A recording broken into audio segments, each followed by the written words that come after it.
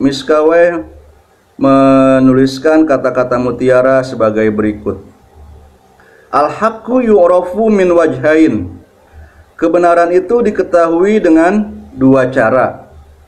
Zahirun yu'rafu binafsihi. Kebenaran yang zahir yang diketahui dengan sendirinya. Wa ghamidun yu'rafu bil istinbati minad dalil. Dan kebenaran yang samar yang dapat diketahui lewat penalaran dari suatu dalil. Wa kadzalikal batil. Kebatilan juga seperti itu. Nah, saudara-saudaraku yang terhormat, setelah kata al-batil itu menurut saya sebaiknya diberikan titik supaya kita bisa lebih mudah memahami kalimat ini. Wa kadzalikal batil. Di situ kita harus berhenti membacanya. Kebenaran diketahui dengan dua cara, yaitu kebenaran yang zahir yang dapat diketahui dengan dirinya sendiri, dan kebenaran yang samar yang dapat diketahui dengan cara penalaran atau inferensi dari sebuah dalil. Begitu juga batil. Batil itu ada yang zahir dan ada yang samar. Kemudian kelanjutannya ini adalah kalimat yang baru. Arba'atu asya. Ada 4 hal. Yutaqawwa biha 'alal amal. Yang dapat kita jadikan sebagai penguat dalam suatu amal. As-sihhatu, yang pertama kesehatan. Wal ghina, yang kedua adalah kekayaan atau finansial. Ini adalah modal, sesuatu menjadi alat menguatkan kita dalam bekerja. Wal azm, kemudian yang ketiga adalah tekad yang kuat atau bulat. Wat taufiq, dan yang keempat adalah bimbingan. Kalau kita memiliki 4 hal tersebut, maka amalan kita itu insya Allah akan menjadi solid, akan menjadi kuat, qawi. Kesehatan adalah modal awal untuk bisa mengerjakan sesuatu. Kemudian kita butuh modal berupa harta.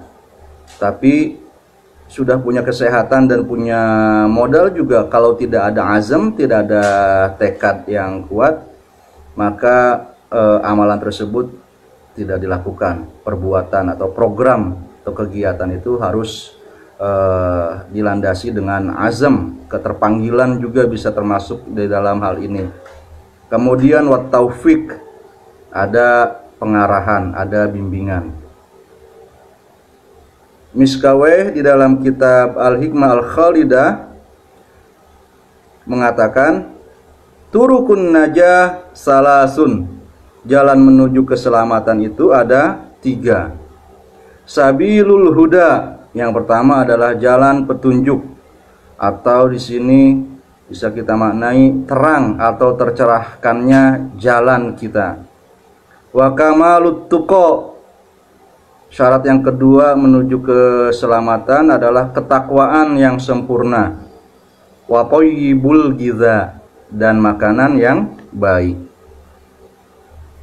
Jadi kira-kira supaya kita selamat baik di dunia maupun di akhirat, baik di dalam tugas individual, sosial maupun profesional kita, maka ada 3 syarat tersebut yang harus kita penuhi. Yang pertama adalah kita harus mengetahui jalannya. Ilmunya berarti lengkap, mendalam. Setelah itu kita harus menempuh jalan itu dengan kamalut tuqa, dengan ketakwaan yang sempurna, ya, kehati-hatian, kewaspadaan atau kesiapsiagaan yang sempurna. Ada konsistensi, mengerjakan sesuatu itu terus-menerus.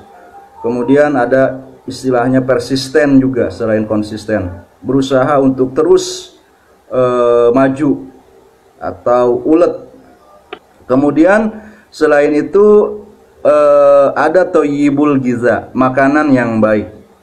Saya pikir makanan yang baik yang dimaksud di sini yang bisa membawa kita kepada keselamatan itu bukan saja makanan bagi fisik kita, tapi juga makanan bagi emosi dan spiritualitas kita. Makanan fisik itu jelas sekali terasa apabila kita lapar, segera terdorong untuk mencari makanan.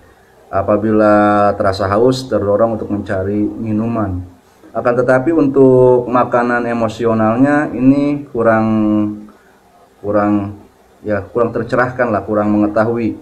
Kadang-kadang kita tidak mengetahui bahwa diri kita sudah, misalnya katakanlah stres. Secara spiritual juga kita butuh makanan.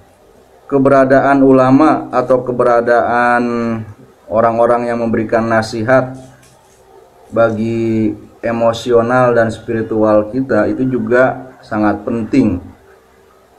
Kalau kita masuk angin segera ingin dikerok gitu ya. Nah, kalau kita sedang stres atau spiritualitas kita rasanya sedang stagnan, kita harus tahu datang ke tukang urutnya, tukang pijatnya, tukang refleksinya itu siapa. Mereka lah para ustadz, para kiai, para penasihat, ya, para pemerhati budaya gitu yang mengetahui rahasia-rahasia filosofis tentang manusia dan kemasyarakatan.